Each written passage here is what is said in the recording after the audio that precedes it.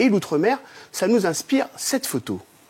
Regardez là, donc c'est les plaines de Niaouli en Nouvelle-Calédonie. Sommes-nous dans le vrai ? Pourquoi vous dites ça? Parce que j'ai vécu en Nouvelle-Calédonie. J'ai fait une mission importante. J'ai fait une mission de l'inspection des finances. Bravo, vous êtes bien renseigné. J'ai fait une mission de l'inspection des finances.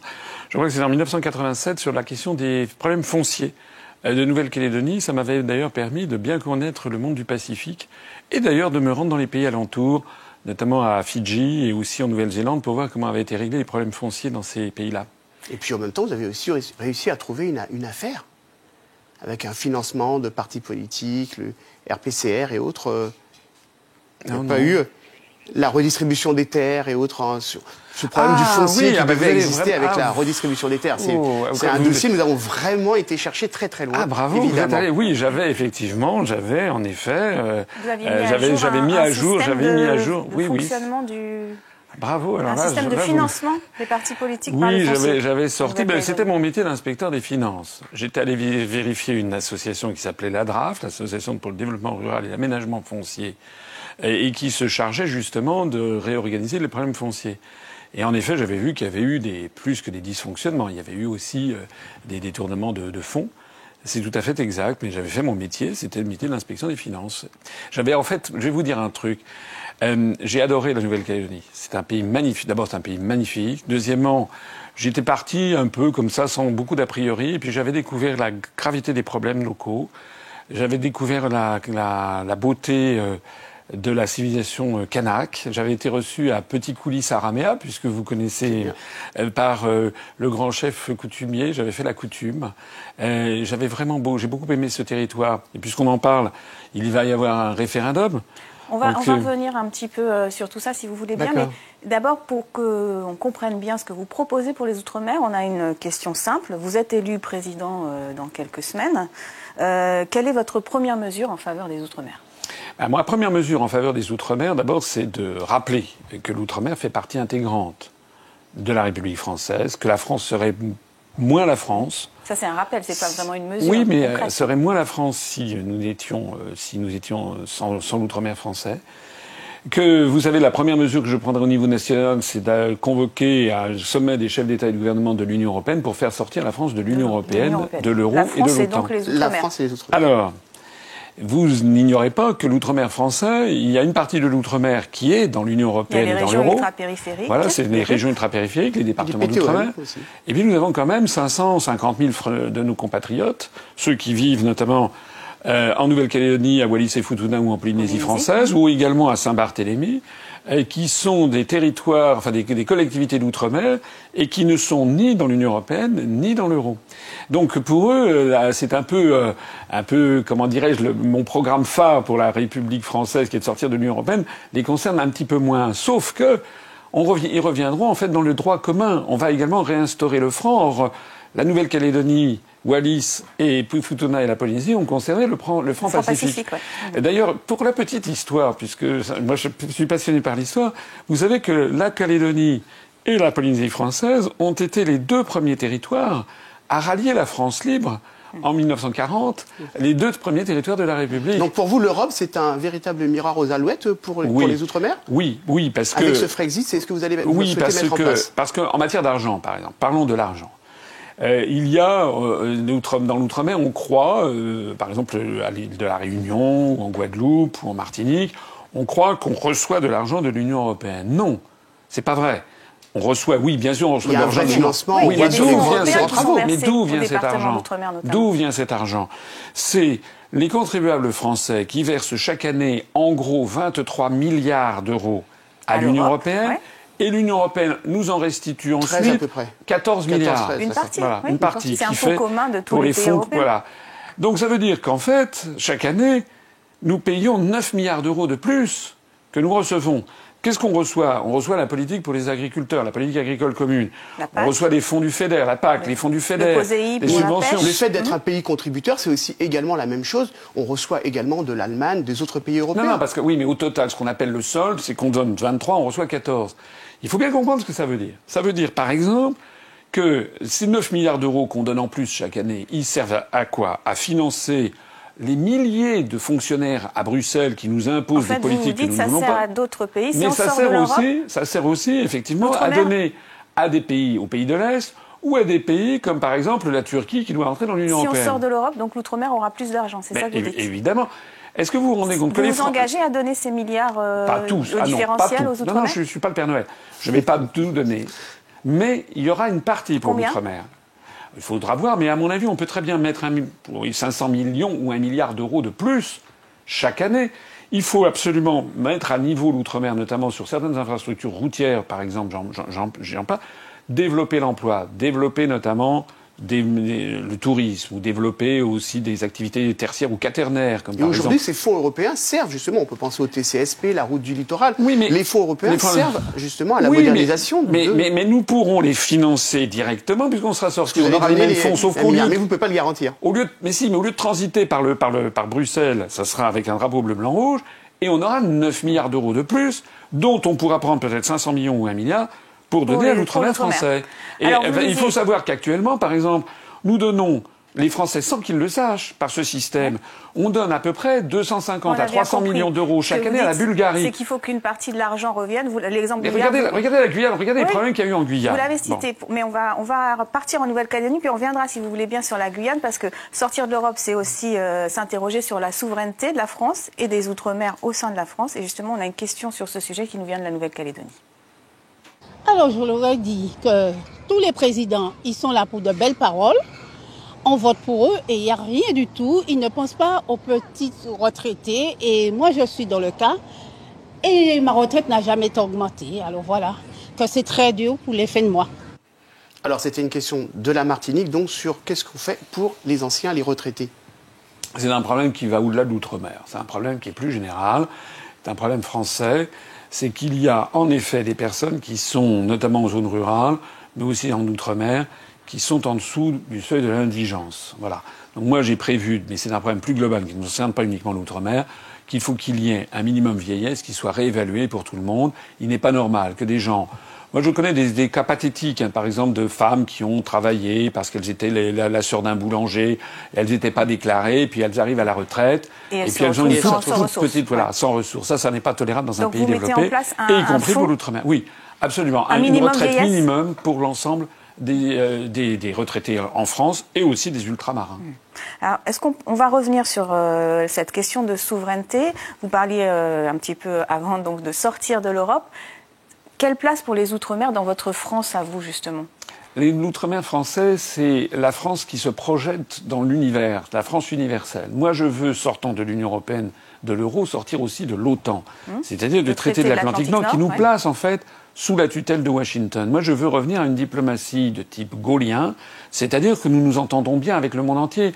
La Russie, la Chine, le Japon, l'Inde, la Chine, l'Australie, voilà. Et donc, dans ce cadre-là, la présence de la France dans tous les océans est un atout absolument fantastique que nous devons, bien entendu, valoriser. Et c'est la raison pour laquelle je voudrais, moi, par exemple, des mesures très concrètes, que l'on parle beaucoup plus de l'outre-mer français à la télévision ou dans les radios nationales en France, en métropolitaine. Il y a pratiquement jamais d'informations qui sont aux 20h de TF1. La Guyane est à la une de Alors il y a eu, oui, parce que lorsqu'il y a un problème, mais moi je voudrais qu'il y ait des informations régulières. Écoutez, quasiment chaque jour, on a une information venant des États-Unis. Comment se fait-il qu'on n'ait pas chaque jour? On pourrait avoir un jour une information, je sais pas, moi n'importe quoi, sur l'ilang-ilang à Mayotte. Le lendemain, ça serait sur et également sur une réussite professionnelle. Sur des réussites professionnelles en Calédonie ou en Polynésie, ou voilà. Et puis qui est aussi la météo. Et puis ce que je voudrais aussi beaucoup, c'est favoriser les échanges entre la métropole et l'outre-mer. De deux façons. D'abord avec une espèce d'Erasmus, vous savez, des échanges, mais un Erasmus ultramarin. Vous voulez envoyer clairement les enfants, les plus jeunes, vous dites à partir du CM1, CM2, 6e, 5e, faire des espèces de classes vertes en outre-mer, c'est ça? Écoutez, et des jeunes ultramarins dans l'autre sens. Moi, je me rappelle, quand j'étais petit, vous savez, c'est les souvenirs d'enfance. Moi, quand j'étais lycéen, j'avais 13-14 ans, j'avais un copain qui avait vécu à l'île de la Réunion. J'ai rêvé pendant toute mon adolescence d'aller à la Réunion. Eh ben, je dis que s'il y avait des enfants, par exemple, je sais pas, les liens.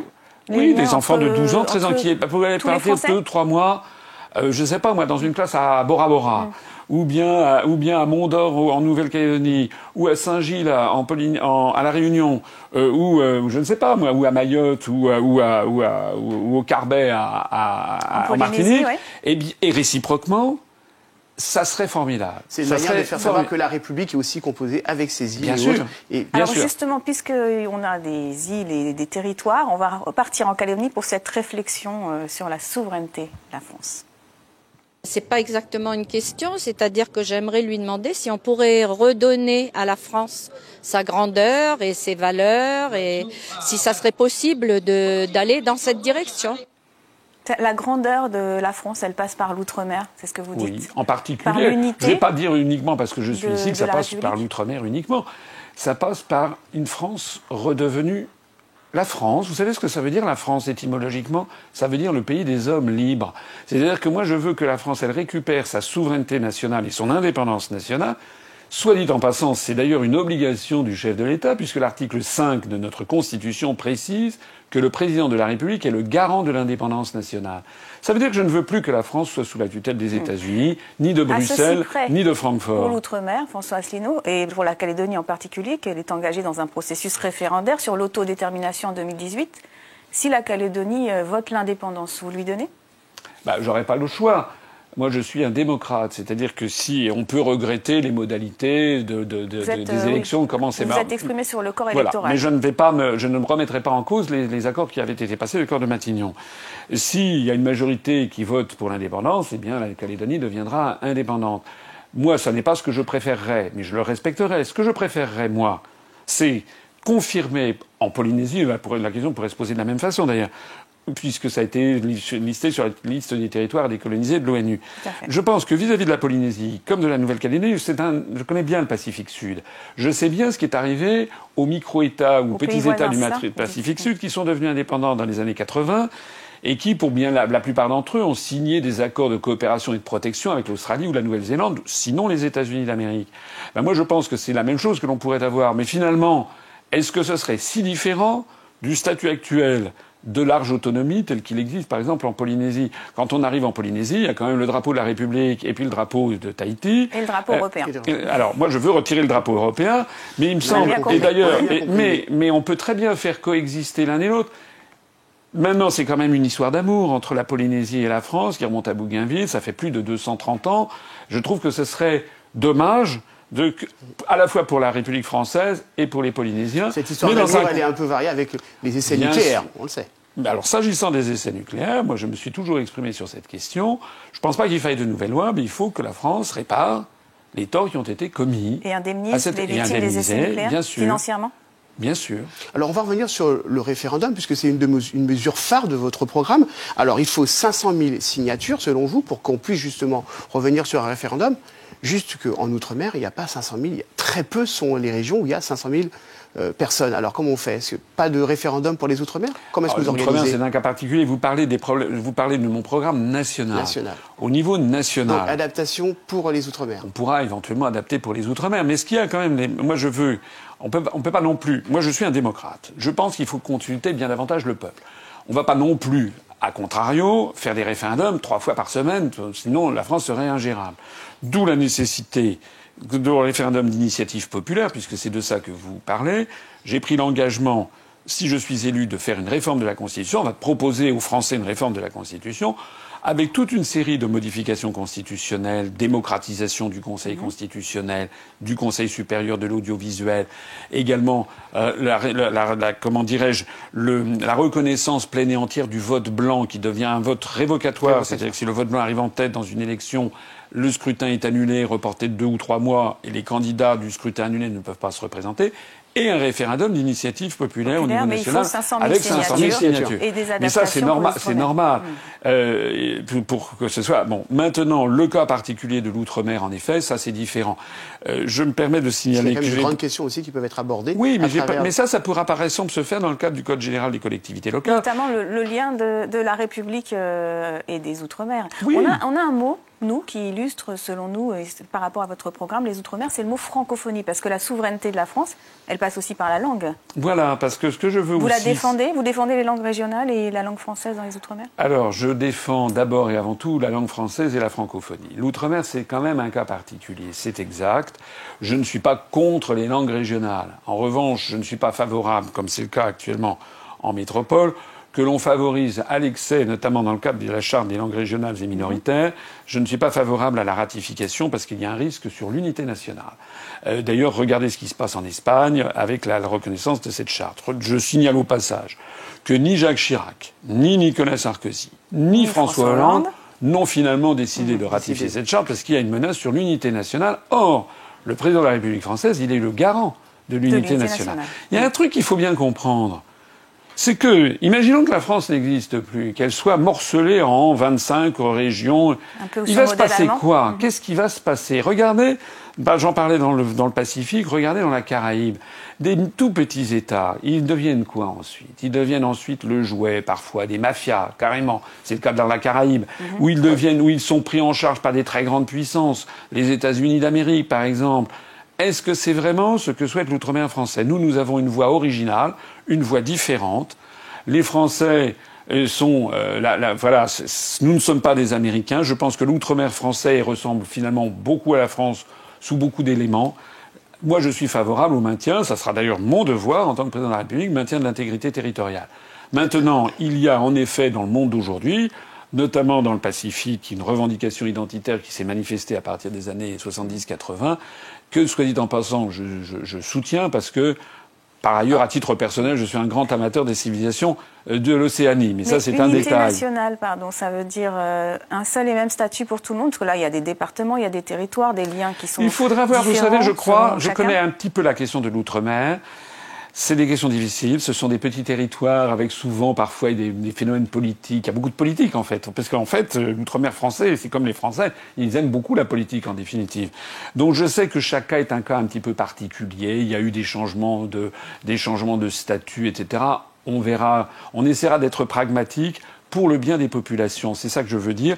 En favorisant, tout à l'heure, j'ai pas eu le temps de terminer ce que je disais, il n'y avait pas seulement le programme Erasmus, il y a aussi le principe de continuité territoriale. J'allais venir. Parce que, par exemple, maintenant, il y a beaucoup d'efforts qui ont été faits vis-à-vis de la Caraïbe. Quand on prend l'avion pour aller en Martinique, en Guadeloupe, c'est quand même, voilà. Ça reste encore très cher. C'est vrai, mais c'est quand même beaucoup moins cher que c'était il y a 30 ans. Écoutez, moi, quand j'étais petit, quand j'étais jeune, dans les années 70, je peux vous dire que ça coûtait un bras, comme on dit, ça coûtait une fortune d'aller à la Caraïbe. Maintenant, on trouve quand même, il y a eu beaucoup d'efforts qui ont été faits. À la Réunion, ça coûte plus cher. Là où ça coûte vraiment très cher, je trouve, c'est dans le Pacifique. Il est vrai que c'est à l'autre bout du monde. Mais moi, je voudrais que l'on, peut-être plus favoriser d'ailleurs, la visite de la métropole par les populations ultramarines de Calédonie, ou de Polynésie ou de Wallis et Futuna que l'inverse. Parce que je pense que là, on pourrait avoir... Alors, il faut éviter les détournements de trafic, il faut éviter... Mais il me semble que si on offrait chaque année, par exemple, la possibilité à des Calédoniens, à des Polynésiens, à des Wallisiens ou Futuniens, la possibilité de venir en métropole à un tarif, j'allais dire, allez, je vais lancer un tarif, mais disons un aller-retour à 600 €, par exemple, alors qu'actuellement, il faut compter au moins 1800 €. Bon, voilà. Et ça, vous le financerez par la compensation, par exemple, des fonds européens dont vous parliez Bien sûr, au début de cet entretien. On a des milliards d'euros qu'on va récupérer. Il faut bien comprendre que les Français comprennent que la construction européenne nous coûte des fortunes et pour aller financer des pays, je n'ai rien contre tous ces pays, je préfère, moi, donner de l'argent à l'outre-mer français plutôt que à la Bulgarie. Cette question. Une dernière question pour vous, François Asselineau, parce qu'on arrive à la fin de cet entretien. Vous partez en outre-mer en tant que président de la République. À qui va votre premier déplacement ? Vers qui va votre premier déplacement ? Ça, vous êtes... c'est une question difficile. Je vais faire des mécontents, bien entendu. En tout cas, ce qui vous semble le plus urgent. Non, si je suis élu, je pense que mon premier déplacement, ce sera un tour du monde pour aller dans le Pacifique. J'aimerais aller en Calédonie. J'aimerais aller dire à mes compatriotes kanaks.